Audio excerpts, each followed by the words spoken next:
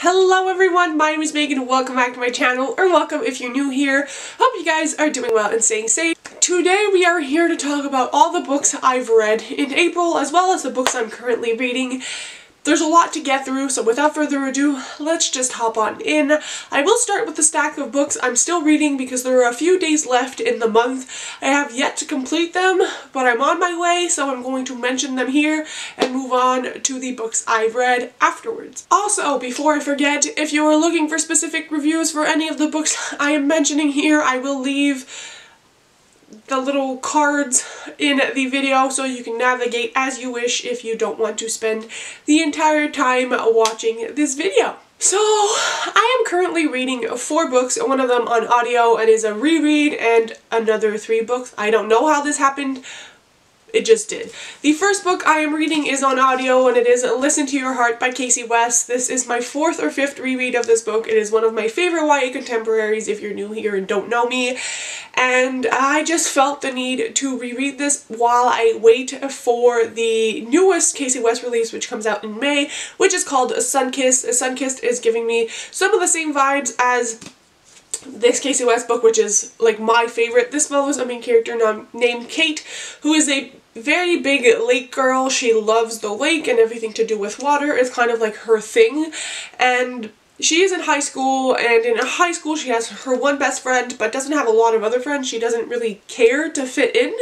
However, she enrolls in a podcasting class with her friend, and they all have to pick different topics, and the person who wins, like who has most votes for their topic, will be a host, and they don't know that at first. Kate ends up submitting an idea for an advice podcast and it gets selected, and so it's kind of her having to deal with being the host of the show when she's not very outgoing at all, and there are some dilemmas with people who are calling in, being entangled with some romances with her best friend, and it's a whole lot to explain. I love it. You should really read this. If you're going to try Casey West, this is definitely a great entry point, and I am like 50 pages into this. I kind of listen to it while I have time, but I am listening to this.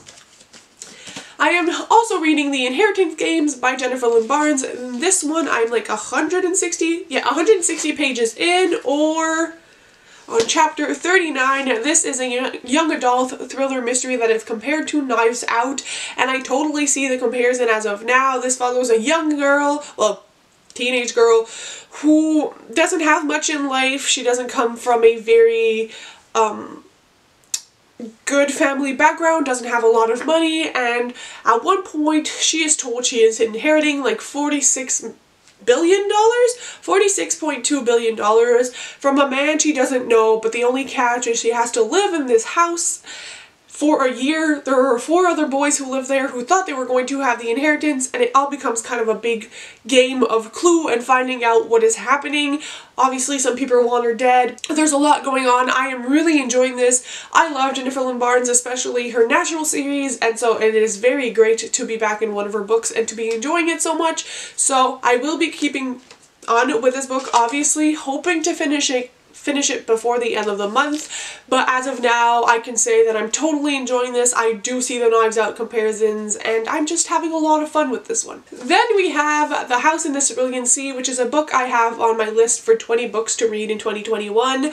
I am 200 pages into this one. I'm also enjoying it. I don't know if I'm enjoying it as much as a lot of other people have. This follows a caseworker named Linus, who is a caseworker for magical children, and he has this very top secret assignment to go to this house where there are very dangerous magical children. One of them is the Antichrist, and we follow him while he is supposed to evaluate the situation to see if the children are dangerous and what's happening within this house during the period of 1 month, and apparently Linus ends up falling in love with the man who runs the orphanage, and it's very interesting to see the dynamic between Linus and the children. I study social work, so it's very interesting to see how a caseworker is depicted, especially in a magical world. I do like the connections to the discussion of being different and how that is sometimes perceived and how it brings violence, and there's a lot of discussions that could be tied to our real world.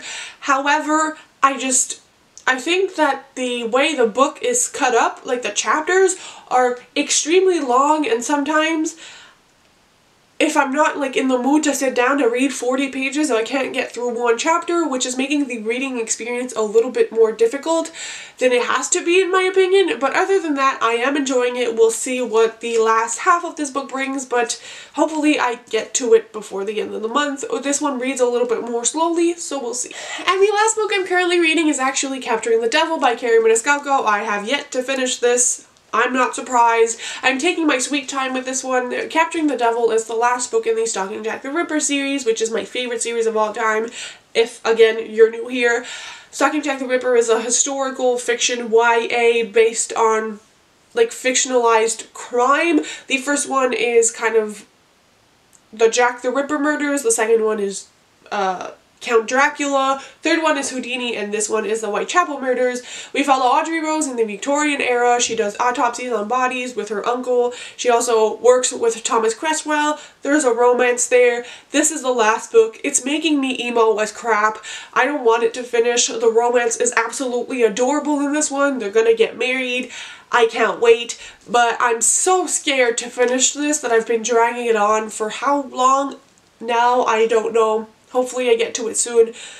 Probably not by the end of this month because it's chunky, but who knows, I might do a 24-hour readathon and read all of them. Now let's move into the books I have read. The first one being Potkin and Stubbs by Sophie Green, which I talked about in my readathon 24-hour readathon vlog, which I will leave in the cards for you guys if you want more in-depth thoughts. But this essentially follows little Potkin, who lives in this world where everything is kind of corrupt and decided by this mayor. However, Sophie really believes in the truth and she wants to be an investigating journalist, and she really likes one of these kind of like underground journals that are like telling the truth on what actually happens. She ends up meeting this boy who is Stubbs, who's actually a ghost, and he doesn't know how he died, and he claims to be a missing person, and so they try to solve that mystery together and end up being intertwined with a lot of different drama. I gave this 3 out of 5 stars. I'm not keeping it in my collection, and I will not be continuing on.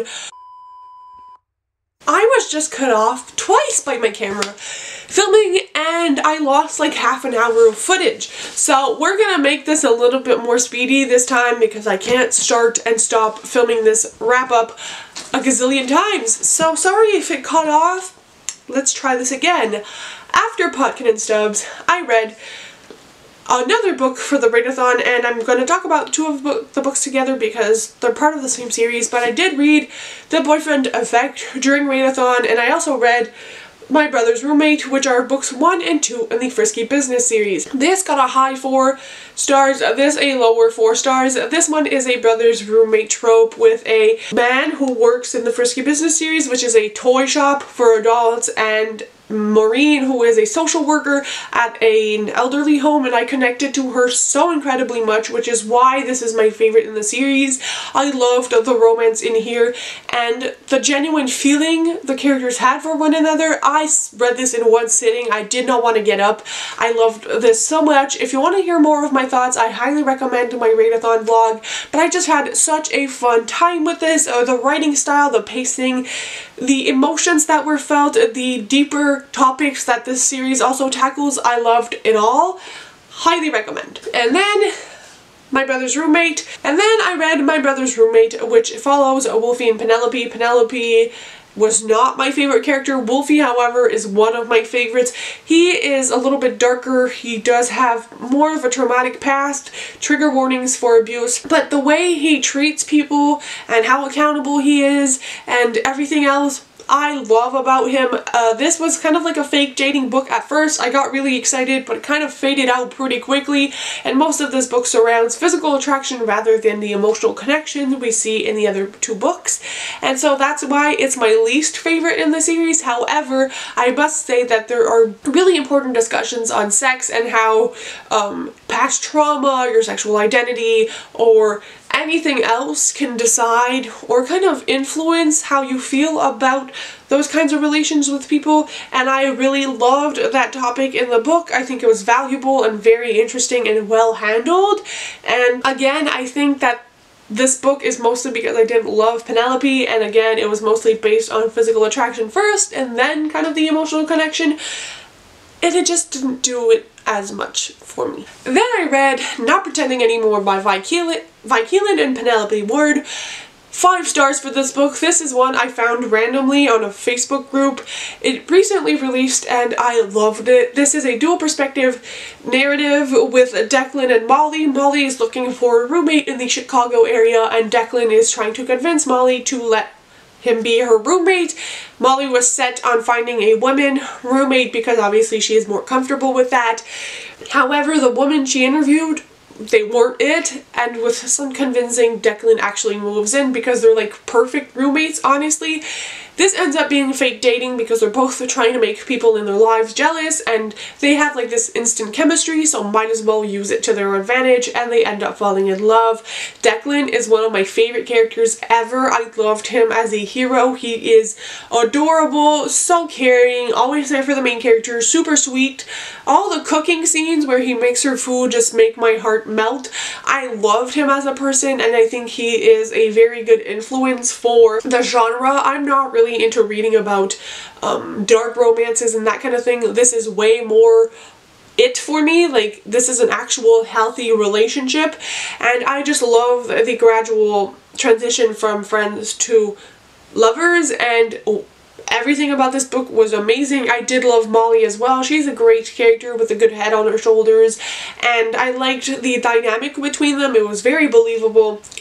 There are some little things in here that, this is not the book's fault, but related to my life a little bit, which made the reading experience strange. If you're curious as to what I mean, watch my last weekly reading vlog, because honestly, it's worth the watch just for that, because my jaw hit the floor and I couldn't stop laughing. So, highly recommend. Speaking of books I highly recommend, Bet the Farm by Stacey Hart is now one of my favorite romances. 5 out of 5 stars. This is a country kind of romance, and it follows Jake and Olivia. Both of them inherit part of a farm. Jake because he is like the main farmhand and was always there with the old man who owned the farm, and Olivia because that old man was her grandfather. She goes back to the farm after moving away to New York City to pursue her career, and she's filled with guilt, and you know, she wants to make things right because she feels like she left her grandfather alone when he was the one who took care of her. And both Olivia and Jake want to kind of take a hold of the farm, and they actually place a bet because they have different ideas, and it's kind of like a hate to love, saving the farm with cute goats and a lot of funny moments, and the chemistry in here off the charts. I love this. I love Jake as our hero. Olivia as a main character was so fun to read about. There are some heavier topics in here that are handled, and the writing in here is what really made it for me. I had never read Stacey Hart before, and now I want to read all of her books. So I highly recommend this one.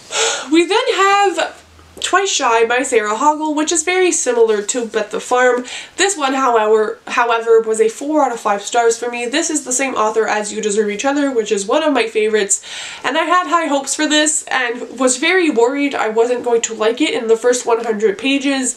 It felt like a 2-star, and then it kind of redeemed itself. I love the main hero in here, but sadly we don't get his perspective. He's called Wesley. He's a cinnamon roll. He's so caring and made the book what it is. Like, honestly, he pulled the weight of this book. Maybelle, who's the main character, didn't love her as much. She's very strange. It has an alternate universe in her head where she goes because she's a hopeless romantic, but her life is kind of shit. And that's the reason she decides to move to this manor that was given to her when her aunt died. She kind of wants a fresh start, but plot twist, Wesley, who was the one who took care of the house, also inherits half, and they want to do very different things, which is very similar to Bet the Farm. And I did like that part of the story. I liked, like, what did it for me, if you've read this, is the treasure hunt, the tent scene, and the pickup truck scene. My heart was pounding. It was so cute, and Wesley just did it, but I didn't really understand the need for the alternate universe. Honestly, it could have not been there, and I think the book would have been better. It is what it is. I think it tried to make the romance a little bit more unique, but to me it was honestly confusing and a little bit annoying, and it made the character not as likable. So it is what it is, but if I were to like recommend these, I would definitely say if you like Twice Shy, read Bet the Farm, and if you liked Bet the Farm, read Twice Shy. If it's for the plot and the kind of overall feeling, I read them. And then very quickly, I read 3 things from Prime Reading, 2 graphic novels and a novella. The graphic novels were Skyward Volume 1 and Descender Volume 1. Both are sci-fi graphic novels. I liked both of them. Both of them got 4 stars. Descender was a little bit better. It has to do with robots and like a war that happened, and I liked the storyline a little bit more. It gripped me. And Skyward is like a zero gravity world where the gravity just stopped one day and everybody has learned to like live without gravity. And I mean, I recommend both of them. I would not pay, however, to have a physical copy, nor would I pay to keep going with the series. If they end up being on Prime Reading, I would definitely pick them up. But there weren't like, oh my god, I love these. So it is harder for me to get attached to graphic novel series, aside from like Heartstopper and Fence. I haven't found some I really love, so they were good. The illustrations were nice, but they weren't the best. And the last book I want to talk about is Bridal Boot Camp by Meg Cabot, which is a novella. It's part of a series. I did not read the rest of the series. I just wanted something quick and fun, and it was on Prime Reading again. This is about a woman instructor for a bridal boot camp and a man who shows up there one day. I think he's like a police officer, and he's there to kind of work on his anxiety to make sure he doesn't do bad things at work, I think. And it's them kind of having their own romance and sleeping together, and I liked it. I think if you're looking for a palate cleanser or something for a quick read to get up your Goodreads challenge, it's definitely something I would recommend. Everybody kind of seems to say like it's hard to care for characters when it's a novella, which I can agree with. I wish this was a full-length novel, but I still enjoyed it. So that's all I have to say. I'm sorry this was a million years long and that I had to restart 3 times, but I hope it all made sense, and I'll see you very soon with another video. Let me know in the comments what you guys read this month, and if not, leave me any yellow emoji, and I'll see you very soon with another video. Bye guys, happy reading.